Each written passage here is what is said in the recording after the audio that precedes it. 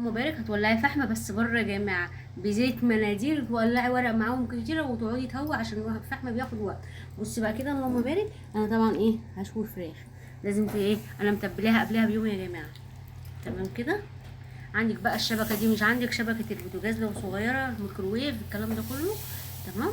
عشان ايه هيعمل معانا كده اهي. وبقى كده يا جماعه اهو.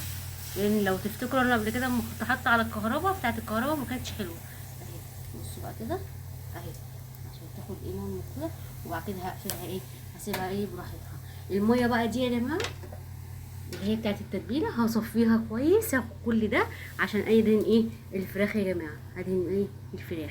طبعا تولعي الزيت بره، بلاش تولعيه جوه في الشقه لاني خطر جدا. تمام. والريحه بتبقى لو تفتكروا قبل كده لما شويت معاكم السنه اللي فاتت تمام، دي فقره الفحمه دي بتبقى رائعه بالنسبه لهم.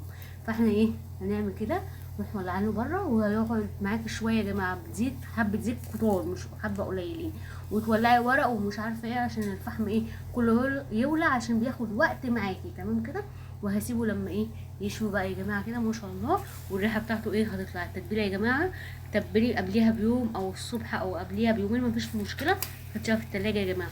وتكسري العضمايه اللي من فوق، العضمايه اللي هنا دي بكسرها وبغرز كل الفراخ عشان الفراخ تاخد الشوي ايه براحتها.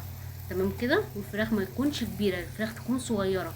يعني مثلا يعني الورك يبقى المسافه كده مش صغير قوي عشان ما يتحرقش معاكي. بصوا بقى كده اللهم بارك ايه. بصوا اهو يا جماعه